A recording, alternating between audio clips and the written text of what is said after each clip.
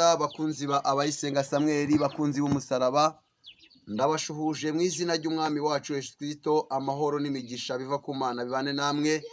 Muri inshuti zanjye ndabemera, ndabakunda kandi murabizi mbahoza ku mutima.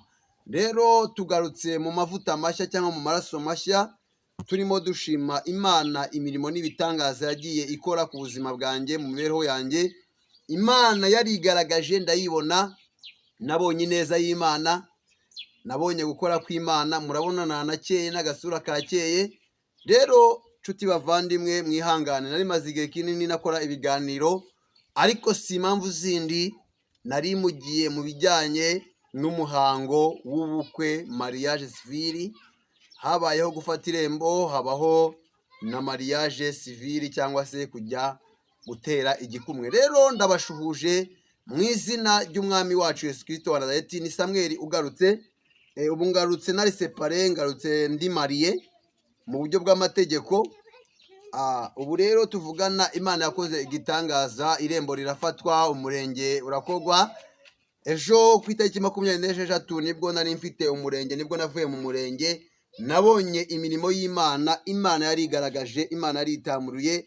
Nje kugukomeza no kuguhumuriza, nkubwira ngo humura, witinya, wigira ubwoba. Iyakoze imirimo ikomeye ku buzima bwanjye, nawe yiteguye gukora imirimo ikomeye ku buzima bwawe. Imana yandengeye, nawe yiteguye kukurengera. Ntutinye, ntuhweme, ntugire isoni, ntugire ubwoba, ntugire ikibazo. Imana yiteguye kuza gukora ku buzima bwawe. Aka kanya rero, iyi saha, Imana yarakoze, Imana yarahabaye, Imana yarigaragaze. Nabonye ukuboko kw'Imana, nabonye ukuboko kw'Ishobora byose. Nshimire abantu bambaye hafi, nshimire abantu bumvishe ibikorwa byanjye, bakanshigikira, bakanganiriza, bakangira inama. Mwese ndabashimiye mu izina ry'umwami wacu Yesu Kristo. Rero tugiye kuganira muri uyu mwanya. Ni Sam TV Rwanda igarutse, ni Samuel ugarutse, umuhungu wanyu. Rero reka dukore umurimo w'Imana, kadukore umurimo w'Imana. Hari ibintu Imana ivugana nawe ikabikubwira mu buryo bw'amasezerano, ariko wabyumva nubihe agaciro cyangwa nubyiteho cyane, bitewe n'umusozi uba uhagazeho. Uwo musozi uhagazeho ukagutera gushidikanya ku by'Imana ivugana nawe. Ndagutangariza amakuru akubwira ngo iby'Imana ivugana nawe no kubikora, Imana izabikora. Nta jambo Imana ivuga ngo rihere, ntacyo Imana yavuze itazigera ikora. Icyo Imana yagusezanire cyose izagikora. Nshuti bavandimwe, tugiye kuganira ku ijambo ry'Imana, kandi turaganira ku magambo akomeza umuntu. Nkutangarize wowe wihebye, ufite ikibazo, wumva ko bitazaba, wumva ko iby'Imana ivuga bitazasohora, mwuzaniye ijambo rikubwira ngo humura, ibintu byose birashoboka. Imana ikamya akagezi yateguye akandi. Ikibazo ufite ni igihe cy'Imana kigeze kugira ngo Imana igukure mu kibazo urimo. Aka kanya nje kugukomeza, nje kukubwira imirimo y'Imana. Umuririmbyi yararirimba aravuga ngo yerekane mwami Imana, itamurure isi yose ikubone, ngo babone imirimo y'amaboko yawe, ngo bamenye ko uri Imana itabesha. Imana ni Imana isezeranya igasohoza. Imana ni Imana ivuga ijambo yarangiza igasohoza icyo yavuze ku mwana w'umuntu. Nshuti bavandimwe, byari bikomeye, byari bigoye. Imana yavuganye nanjye, imbwira ko igiye kunkura mu bisiribateri cyangwa mu buzima bwo kwibana. Nyuma y'ibyambayeho, nyuma y'ibyo nanyuzemo, nyuma y'amarusha, nyuma y'amagorwa, nyuma y'ubuzima bubi, nyuma yo kwiheba no kwiganyira, abenshi tubiziranyeho cyangwa murabizi. Ariko Imana imisezerano ry'uko izongera ikanyubaka, kandi niyongera kunyubaka nzaba nubakitse.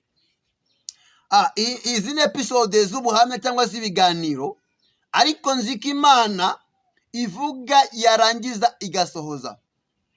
Umuririmbyi yararima ngo uri Imana isezeranya, yarangiza igasohoza, aho umuntu yabonye nta nzira Imana ibizi ifite nyinshi kandi bikora ititaye ku gutenebuka kw'imitima yacu. Haleluya!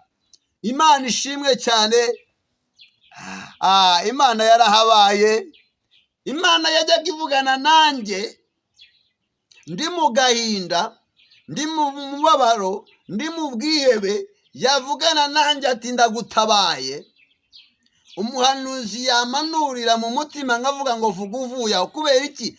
Kubera igikomere nari mfite kijyanye n'ibyambayeho. Ariko ndagutangariza amakuru akubwira ngo humura, mu ijuru dufite Imana. Dufite Imana. Pera saraki elevo kotayi. Dufite Imana yumva gusenga. Umuririmbyi araririmba aravuga ngo naho yagiye iracyakora. Imana iracyakora ku buzima bwawe. Imana iracyakora ku buzima bwanjye. Icyo dusabwa ni ukwizera Imana. Icyo dusabwa ni ukwiringira Imana. Icyo dusabwa ni ukuguma mu mwanya Imana idushakamo. Icyo dusabwa ni uguha agaciro icyo Imana yavuganye natwe.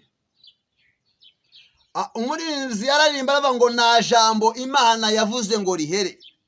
Bishatse kuvuga ngo icyo Imana yavuganye nawe no kugikora izagikora.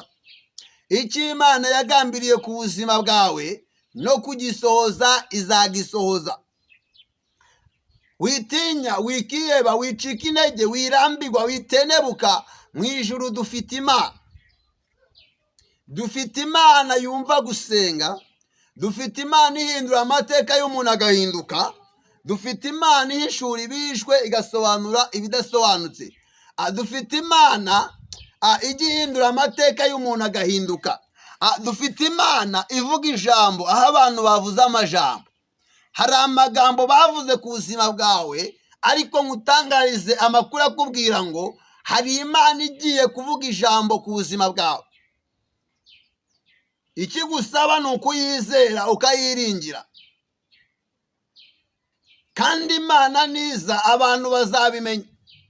Ntabwo Imana izaza kugukorera igitangaza ngo ibure kugikora ku mugaragaro izuba riva. Imana izagukorera igitangaza ku mugaragaro izuba riva, abantu bose babireba. Ntabwo Imana izagukorera igitangaza nijoro. Ntabwo Imana niza ku buzima bwawe izaza nijoro. Ahubwo Imana niza ku buzima bwawe izaza ku mugaragaro izuba riva. Izaza ku manywa y'ihangu. Kandi ikizaba kiyizanye nta kindi, Imana izaba ije kugutabara. Imana izaba ije kukugwanirira. Imana izaba ije kukuneshereza. Kuko hari ibyari bimeze nk'imisozi ku buzima bwawe. Nta kindi kizanye Imana. Nta kindi giteye Imana kuza. Nuko Imana ihaza agasuzuguro. Imana ihaze amagambo wavuzwe. Hari Imana ihaza amagambo abantu bakuvuze. Imana ihaza agasuzuguro wasuzuguwe n'abantu. Imana igiye kuza ku buzima bwawe. Kandi Imana nihagera ibitaremeraga bigiye kwemera. Nkutangariza amakuru akubwira ngo ntacyo Imana ibuze. Umuririmbyi yararirimbye aravuga ngo Yesu ni byose, umufite ntacyo yabasha kugira ute gukena. Uyu muririmbyi ibyo yaririmbye ni ukuri. Ibihamya birahari, tumaze kubibona. Nta jambo Imana ivuga ngo rihere. Iby'Imana yavuganye nawe no kubikora izabikora.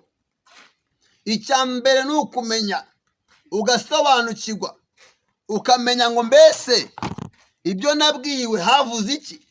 Havuze abantu cyangwa havuze Imana? Niba ibyo wabwiwe haravuze Imana, uraje ubona Imana igiye kuza gukora. Ariko niba byaravuzwe n'abantu uzabitegereza ubihebe, kuko byavuzwe n'abantu. Ariko niba byaravuzwe n'Imana, icyo Imana yakubwiye igiye kuza kugikora. Ntabwo Imana ivuga ibintu ngo bigende bigume iyo gusa. Amasezerano y'Imana ngo naho yatinda uyategereze. Kubana n'Imana neza ni ukurindira ugategereza icyo Imana yavuganye nawe. kubana n'Imana neza ni ukwemerera ubushake bw'Imana bugakorera muri wowe, bugakora ku buzima bwawe.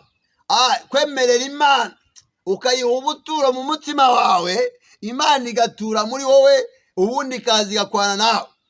Mutangarize amakuru akubwira ngo ibyo abantu bavuze nta gaciro bifite, ibyo abarozi bavuze nta gaciro bifite, ibyo abantu bakoze nta gaciro bifite, ibyo abantu bakoze abarozi bakoze nta gaciro bifite.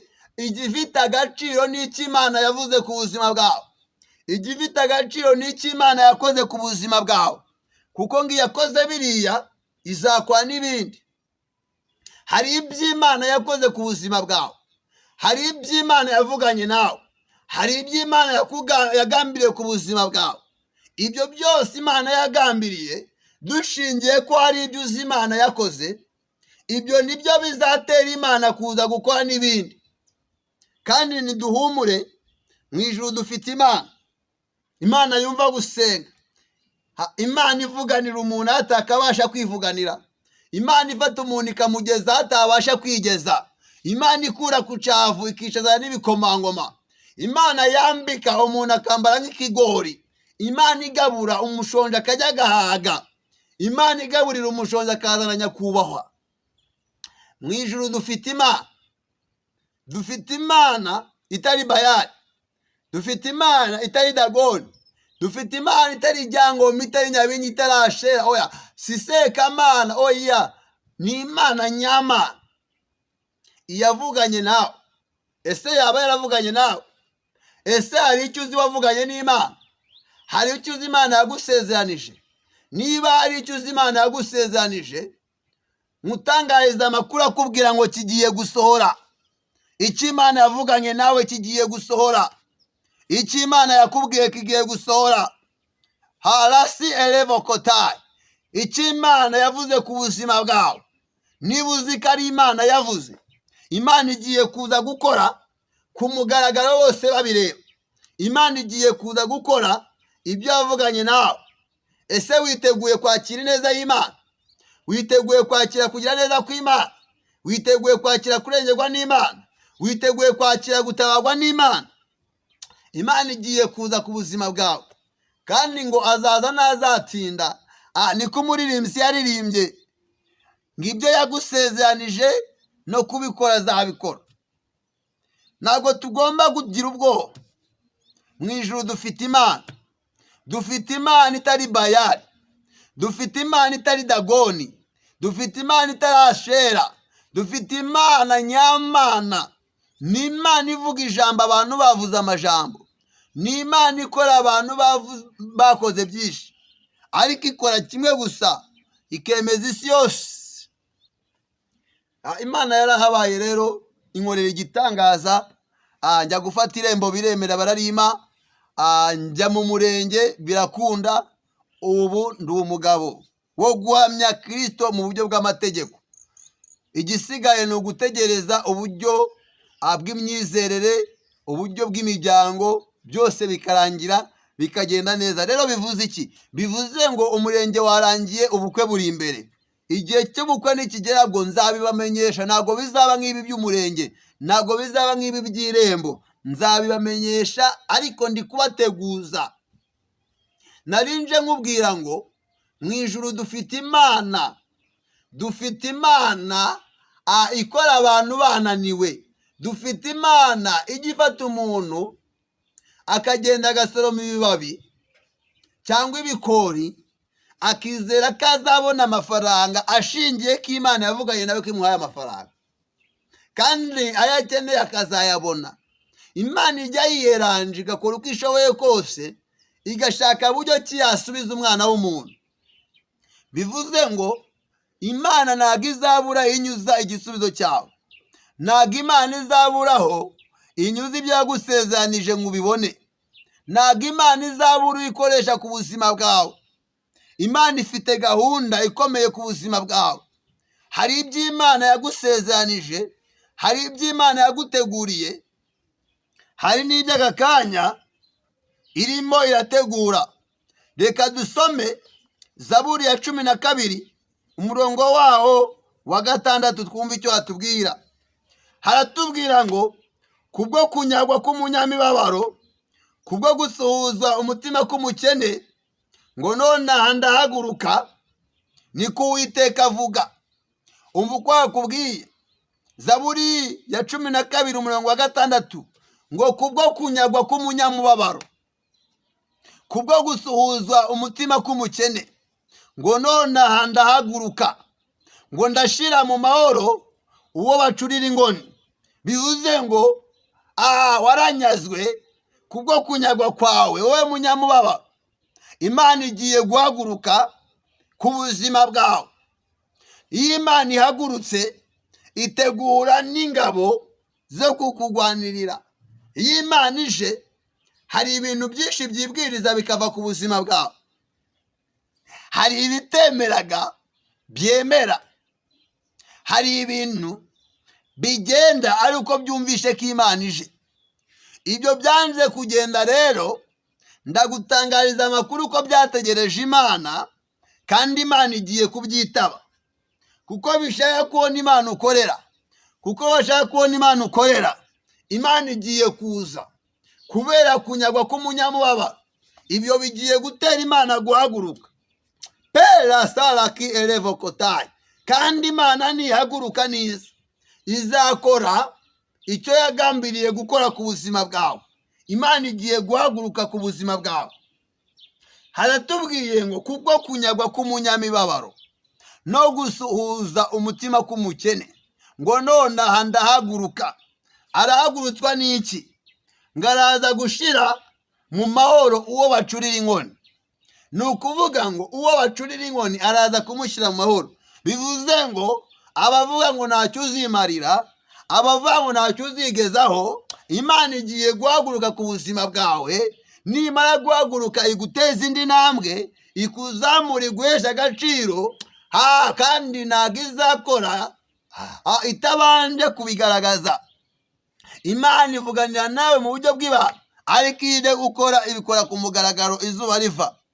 Aya masezerano cyangwa ubuhanuzi ndi kuguhereza, uraza kubwumva wenyine, buri wese arabwumva ukwe, ariko Imana niza gukora ku buzima bwawe ibindi kuvugana nawe, ntabwo bizakorwa uri wenyine, ahubwo uzabikorera mu ruhame.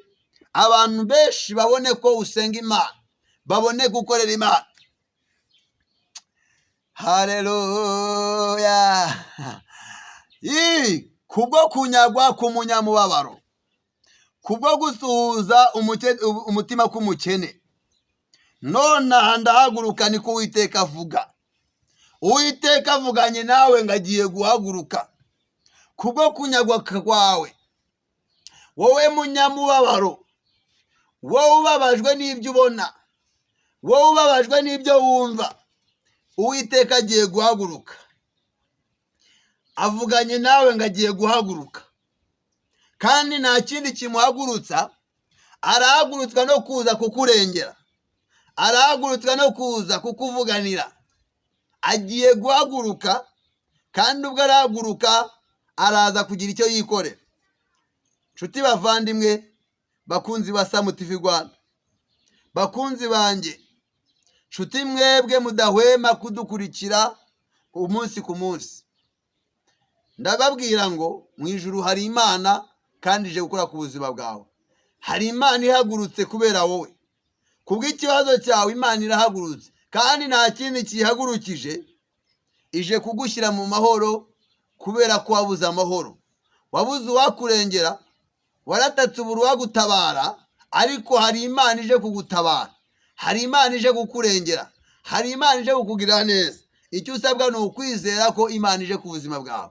Imana y'amahoro iduhane umugisha, ihaze kwifuza kwawe, ihaze kwifuza kwanjye. Imana ibishimire. Ni Samweli abayisenga, kandi mukomeze mugirirwe neza n'Imana.